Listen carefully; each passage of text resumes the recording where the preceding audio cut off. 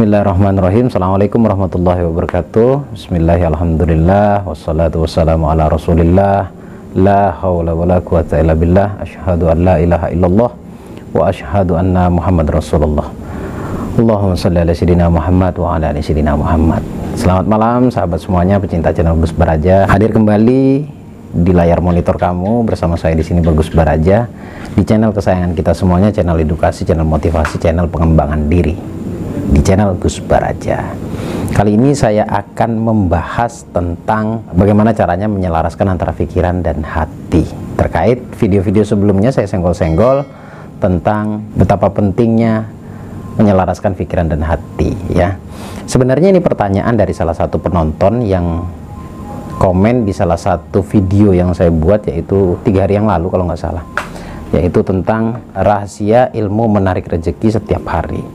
Ya, kamu bisa tonton videonya di channel YouTube saya dan saya akan jawab segamblang-gamblangnya. Namun sebelum itu, sebelum kita bahas materinya, saya informasikan terkait program yang saya adakan. Ada 3 program. Yang pertama, offline Spiritual Abundance Bootcamp. Artinya secara spiritual untuk mendapatkan keberlimpahan dari Allah, dan konsepnya bootcamp, yaitu 3 hari 2 malam, tepatnya nanti saya adakan di Yogyakarta di Kaliurang. 3 hari 2 malam ya.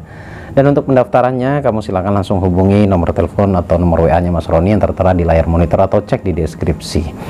Ada banyak hal yang bisa kamu dapatkan di sana terkait pertanyaan-pertanyaan batin yang sebenarnya menjadi sumber kegelisahan muncul di dalam jiwa kita. Dan mudah-mudahan 3 hari 2 malam bersama saya kamu akan mendapatkan jawaban untuk itu semuanya. Itu yang pertama. Kemudian yang kedua, saya adakan kelas 1 tahun secara online. Banyak yang bisa kamu dapatkan juga. Ini kelas saya adakan buat teman-teman yang merasa punya banyak pertanyaan, punya banyak masalah, punya banyak kendala dalam perjalanan hidupnya terkait tentang hutang, cinta, perekonomian, apapun itu bentuknya, karena ilmunya membahas tentang hukum tarik-menarik, law of attraction, ataupun rahasia keajaiban doa. Akan saya kupas segamblang-gamblangnya selama 1 tahun. Kamu juga akan mendapatkan video edukasi dari saya sebanyak-banyaknya, semampu dan sebisa saya. Kemudian dapat juga audio terapi, pastinya bertahap ya. Jadi segera daftarkan diri kamu untuk banyak mendapatkan fasilitas tersebut. Dan pendaftarannya sama, langsung hubungi nomor telepon Mas Roni. Yang terakhir, saya adakan program bedah jiwa dengan peserta yang saya batasi hanya untuk 5 orang setiap kali pertemuannya. Itu manfaatnya adalah untuk konsultasi, problem solving. Ya, jadi segera daftarkan diri kamu untuk mengikuti atau berpartisipasi dalam program bedah jiwa yang saya adakan. Untuk mendaftarannya langsung hubungi Mas Roni ya di nomor telepon yang tertera di layar monitor. Baik, menjawab pertanyaan salah satu peserta, salah satu penonton yang selalu mantengin channel YouTube saya. Saya upload video yang berjudul rahasianya ilmu menarik rezeki setiap hari. Kamu bisa cari kalau nggak salah 3 hari yang lalu. Kamu cari aja judulnya rahasianya ilmu menarik rezeki setiap hari. Nanti akan muncul di sini nih gambarnya ya. Pertanyaannya adalah, Assalamualaikum Mas Gus, ini ditanyakan oleh Mbak Lina Hastuti. Kalau tidak keberatan bolehlah dibahas bagaimana caranya supaya bisa menyelaraskan antara pikiran dan hati. Ya, memang beberapa kali di video sebelumnya saya membahas tentang bagaimana caranya atau betapa pentingnya kita menyelaraskan antara pikiran dan hati. Ya, penting banget sebenarnya, karena cikal bakal masalah yang hadir adalah karena banyaknya konflik batin. Konflik batin yang saya maksud adalah terjadi ketidakselarasan antara pikiran dan hati. Ya, penting banget. Sekarang kamu cross check, bener nggak yang saya katakan ini, bahwa sejatinya manusia pada umumnya itu konflik dengan dirinya sendiri. Konflik dengan dirinya sendiri artinya selalu bentrok. Pikiran mengatakan A, batin memiliki prinsip B. Ya, yang pertama, ilmu yang sering saya sampaikan ya, yang pertama itu harus sadar dulu. Sadar yang dimaksud adalah menyadari bahwa ada sesuatu yang salah dalam diri saya. Ketika saya jelaskan ilmunya, lalu muncul lagi kesadaran, oh iya ternyata ini yang salah dalam diri saya. Kesadaranmu saja ini sangat penting, karena banyak yang terjadi di kelas yang saya adakan hanya di batas dia sadar saja, Allah jawab doanya. Ya, karena memang permasalahan tidak kunjung selesai karena kita tidak sadar terhadap diri kita. Ya, sering yang saya katakan bahwa sadar nggak sih bahwa tidak ada ujian, cobaan, kesulitan di luar batas kemampuan kita. Artinya Allah pasti menyiapkan solusinya. Allah lebih tahu daripada pengetahuan kita sebenarnya. Bahkan sebelum kita ucapkan, sebelum kita rasakan, Allah sudah tahu akan seperti apa jadinya. Nah, kita wajib ikhtiar untuk memperbaiki diri, ya. Saya jadi tiba-tiba teringat bahwa salah satu sahabat bertanya kepada Rasulullah ketika perang Badar, apakah ini perang terakhir ya Rasulullah? Kemudian Rasulullah menjawab, belum, masih ada peperangan yang sesungguhnya, bahkan Rasulullah mengatakan. Lalu perang apakah setelah ini ya Rasulullah? Yaitu berperang dengan dirimu sendiri. Artinya berperang dengan hawa nafsu yang ada di dalam batin kita. Nafsu itu bukan untuk dihilangkan. Jadi jangan bermimpi, jangan berdoa untuk menghilangkan nafsunya, nafsumu. Kenapa? Karena kalau kita berdoa tidak memiliki nafsu, berarti kita berdoa ingin jadi malaikat gitu. Padahal letak perbedaan manusia malaikat di nafsu yang ada, yang kita miliki itu. Jadi berdoanya adalah, atau ikhtiar atau usahanya kita adalah bagaimana caranya menundukkan nafsu yang ada dalam diri kita, mengendalikan tepatnya, ya. Nah, hubungannya dengan menyelaraskan pikiran dan hati, yaitu batas tengahnya. Kenapa kita tidak selaras? Karena nafsu tadi itu, ya. Jadi secara gamblangnya, secara simpelnya begini, caranya hanya dengan berdamai. Kalau konflik solusinya ya damai, ya kan? Bentrok, maksud saya bentrok prinsip. Satu sisi pikiran mengatakan saya ingin sekian, saya ingin ini, gitu, lapor ke Allah, berdoa ke Allah, ingin A, B, dan C. Tetapi prinsip yang ada mengatakan D, sehingga tidak ketemu. Sementara pentingnya kita menyelaraskan pikiran dan hati, itu fungsinya untuk memperkuat energi di dalam jiwa kita. Kalau masih dikejar, bagaimana caranya Gus agar kita bisa berdamai dengan diri sendiri? Baik, akan saya jawab, sahabatku, saudaraku, penonton saya dimanapun Anda berada, ya Bunda. Teknisnya begini, bisa dilakukan menjelang tidur ataupun bangun tidur, dan ini setiap hari. Ya, sekali lagi, bisa menjelang tidur atau bangun tidur, tapi malam. Kenapa sih kok ritualnya selalu malam? Begini, malam itu identik dengan ketenangan. Kalau saya larikan pada pemahaman gelombang otak, hanya dua yang terjadi, gelombang otak alfa atau theta.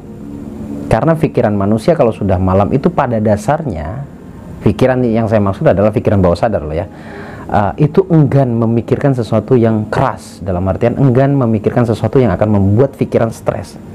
Gelombang otaknya berada di alfa. Nah, kalau pertanyaan kamu, kenapa harus malam? Apakah cuma malam yang bisa mengakses gelombang otak tersebut? Enggak.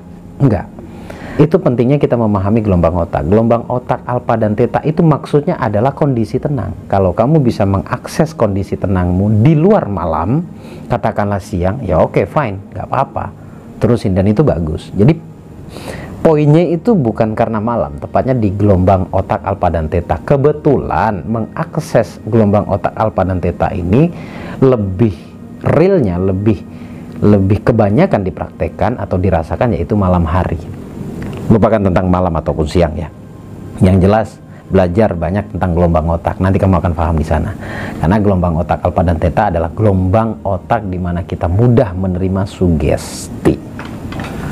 Sampai di sini dulu, semoga bisa dipahami. Saya akan lanjut. Lalu apa yang dilakukan ketika kita berada di gelombang otak alfa dan theta? Tadi itu berdamai dengan diri sendiri. Nah, ada satu metode yang berkembang di dunia pengembangan diri, terutama teman-teman praktisi hipnosis hipnoterapi sangat paham ini, yaitu metode yang terkenal dari Hawaii yang ditenarkan oleh salah satu psikolog. Itu menyebutnya dengan istilah Ho'oponopono. Ya, kalau saya lebih menyebutnya dengan istilah perbaikan diri. Jadi memperbaiki sesuatu yang kurang baik di dalam diri kita. Apapun namanya, konsepnya adalah perbaikan diri. Jadi sibuk memperbaiki diri. Nah, ini dilakukan setiap menjelang tidur, berhubungan dengan gelombang otak tadi. Kalau kamu melakukannya ini setiap hari, insya Allah lambat laun ini akan membawa dampak yang sangat luar biasa dalam kehidupan kamu. Cuma yang harus difahami adalah bahwa yang menjadi baik, memberikan dampak yang baik, yaitu ketika satu perkara itu diulang-ulang. Ya, saya akan mengulang beberapa tahun yang lalu saya sering mengatakan, yaitu yang pertama adalah diulang-ulang, istiqomah. Kemudian nanti setelah istiqomah dilakukan berulang sampai perasaanmu nyaman, yang akan muncul adalah hikmah dari Allah, yaitu petunjuk. Nah, ketika sudah mendapatkan petunjuk, ide mulai ada, apa yang harus dilakukan. Setelah itu Allah akan jawab doanya. Saya berikan istilah karomah, ya. Allah berikan keistimewaan terhadap diri kita. Jadi tetap harus melewati diulang-ulang atau repetisi atau istiqomah, kemudian Allah berikan petunjuk yaitu hikmah, kemudian Allah berikan karomah yaitu keistimewaan. Nah, sekali lagi diulang-ulang sampai kapan? Sampai benar-benar perasaan kamu nyaman. Nah, perasaan kita ini kan tidak sama. Ada yang mengulang-ulangnya lama, ada yang mengulang-ulangnya tidak perlu waktu lama karena perasaannya sensitif, menjadi lebih baik, perasaannya lebih damai. Nah, akhirnya dapatlah keajaiban dari Allah. Jadi kalau bertanya berapa lama saya harus lakukan untuk memperbaiki diri atau berdamai dengan diri sendiri, ya tergantung bagaimana tingkat sugestivitas kamu, tergantung tingkat permasalahan batin kamu. Karena ada juga yang menerapkan metode ini tetapi malah keluar mental blocknya, keluar perasaan-perasaan negatifnya. Apakah hanya sekedar seperti ini?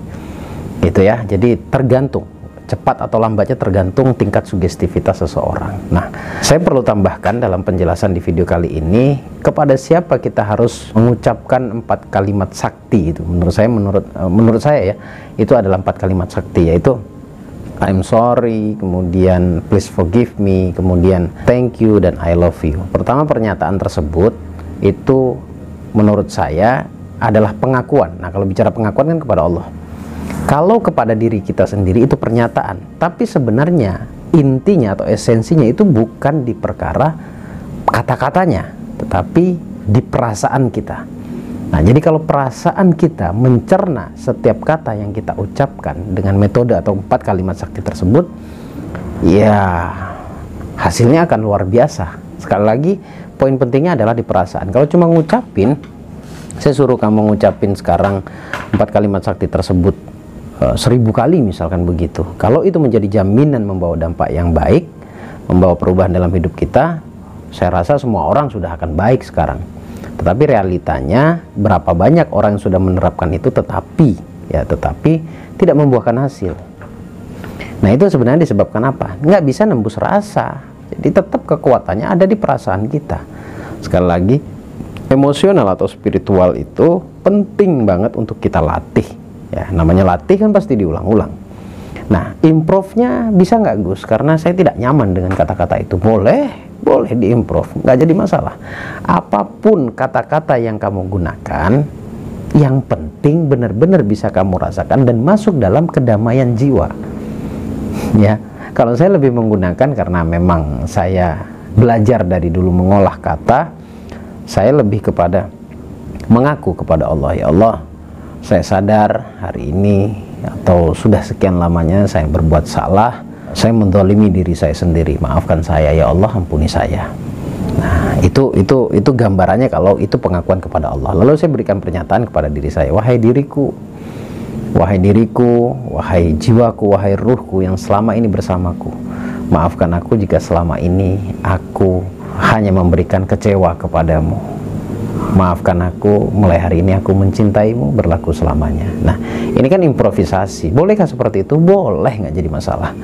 Ya, perkara kata apapun yang kamu gunakan selama tidak keluar dari apa yang dimaksud dari metode ini, itu boleh-boleh saja, gitu ya. Sekali lagi, poin pentingnya adalah perasaan, teman-teman.